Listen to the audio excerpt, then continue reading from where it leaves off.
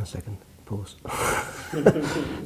Hello, welcome back, and a very special welcome to all those students who are joining us as direct entrants for the first time this year.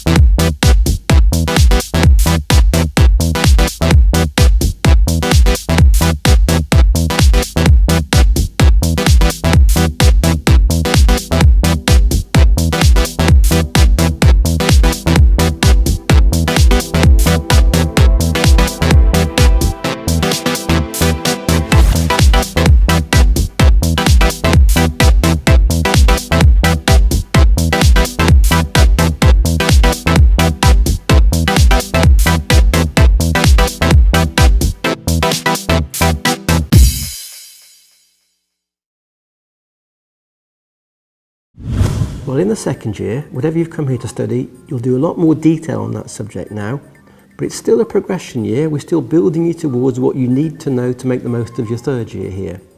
So what you're trying to achieve, well, the perfect candidate at the end of the year will have passed all their modules and will move straight on to the final year or onto a placement year or study abroad, ready in a perfect position to make the most of that final year. And by the way, there are two key regulation changes you need to know about for this year. Firstly, you'll see we refer to the second year now as level 5. That's a university decision. The second year is now known as level 5. The second one is that you won't anymore get your final scores as grades, A1, B2, B3. The university is now going to give you your final module scores as percentages. In my experience, this is the year most people misjudge. They don't understand fully why the second year is so important. So let's look at those 10 key things you need to bear in mind for this year. Don't misjudge this year. Each module you do is technically harder than ones you did last year. That's why it's a step up.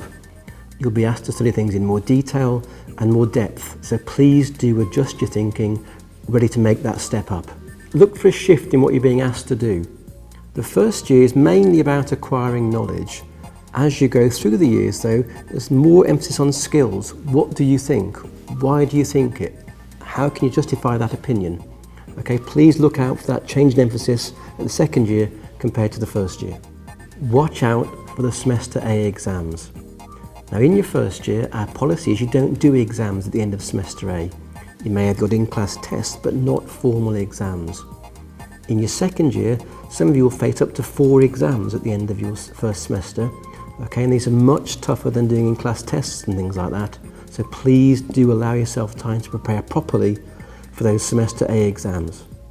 So as I said, this is still really a progression year, but with one critical difference.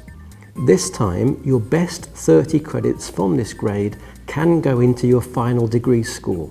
And it's really important you get at least 30 good credit scores under your belt to make up for any problems you might encounter in that final year.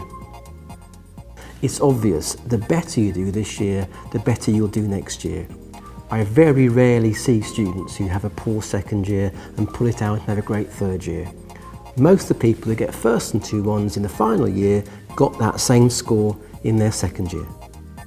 Let's think about the importance of these second year grades when you apply for things.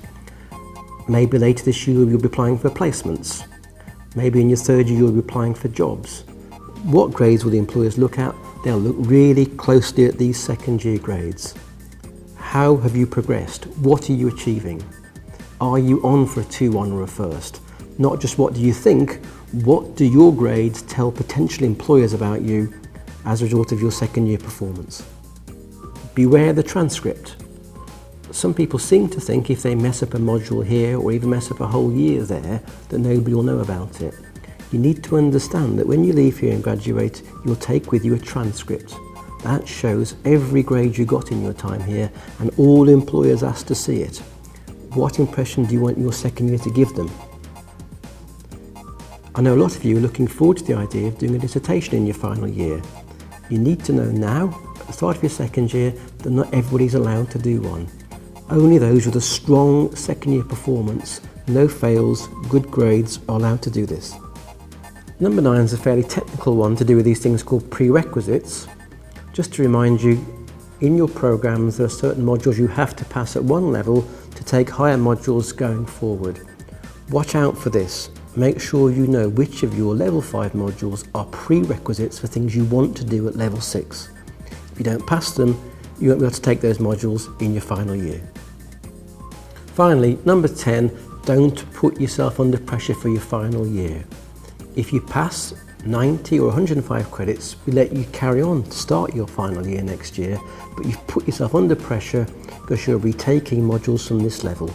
Don't do that. Move on, full credits, have a go at that final year properly.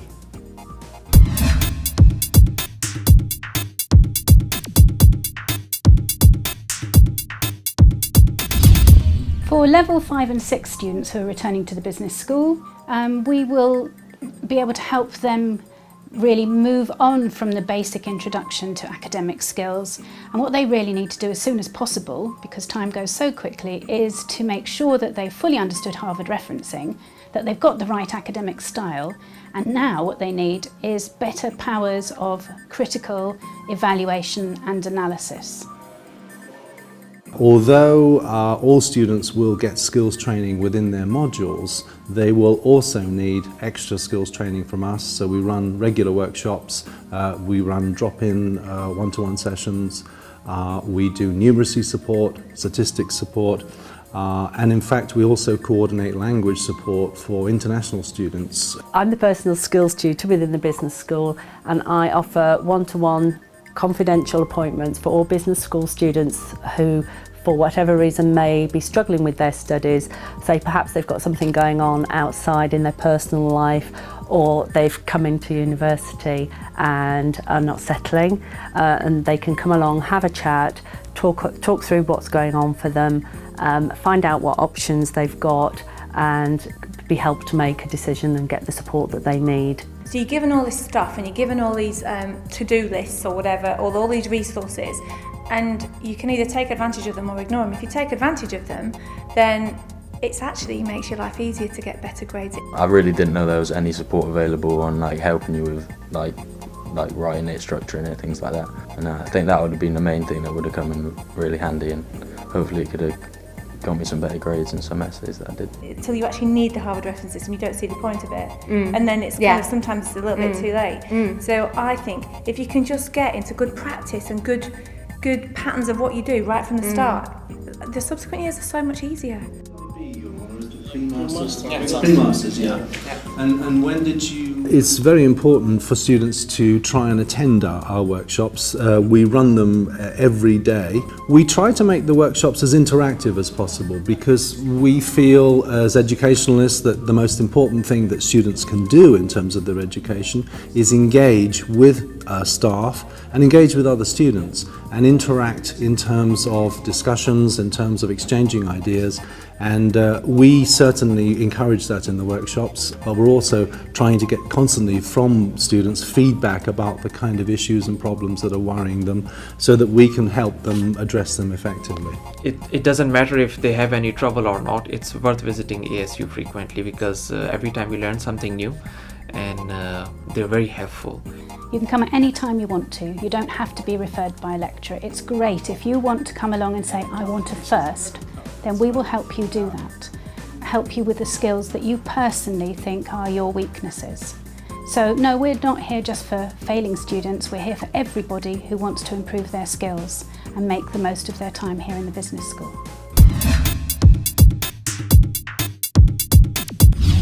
As returning students, you'll notice quite a few changes as we've carried on with our programme of service improvements. To find out more about those, have a look on StudyNet on the Information Hertfordshire pages. So whether you're looking for somewhere to have a chat with some fellow students, or whether you need to access the internet and use our computing facilities, or whether you need a group study space where you can work together, the LRCs have all those available to you, so make the most of them. As a returning student, make sure you look at I Spy on StudyNet. They're bite-sized tutorials which will help you develop your information skills, and the research skills tutorial will guide you through to finding and using the best information for your assignments.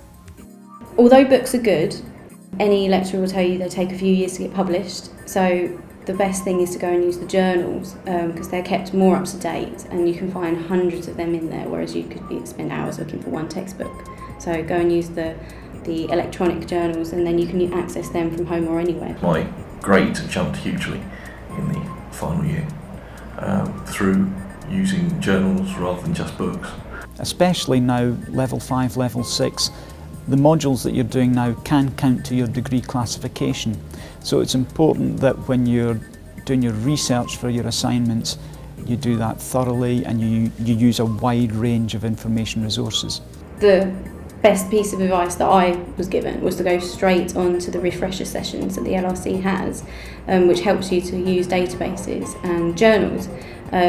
That literally within 10 minutes solved 2 years of me not understanding how to use them. And there have been studies, academic studies, that have shown that students who are more efficient in their information use can find information effectively, can use it effectively, get better grades.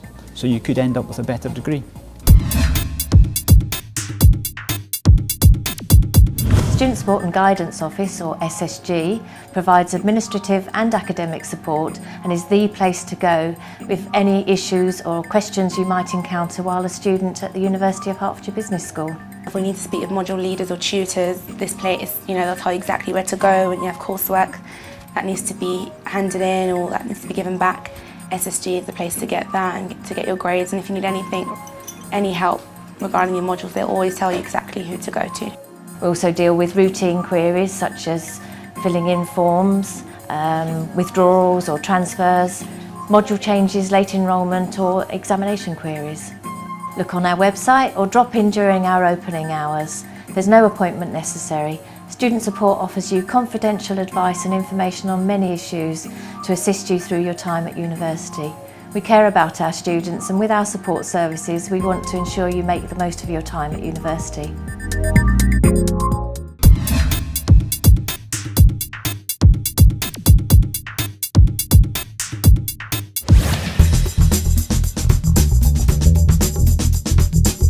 Club de Haviland is your on-site bar and entertainment area.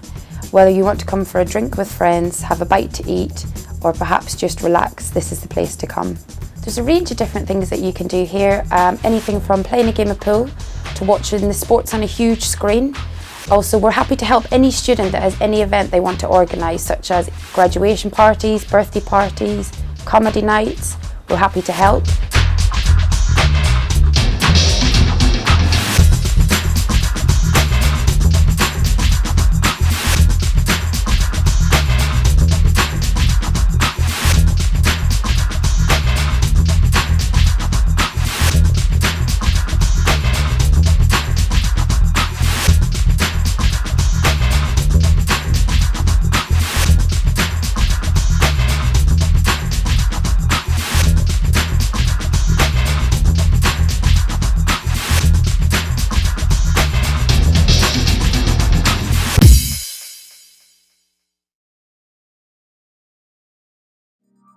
There's loads of stuff that goes on at uni, and I'd never done certain things, so I thought, I'm not doing that, that sounds really weird.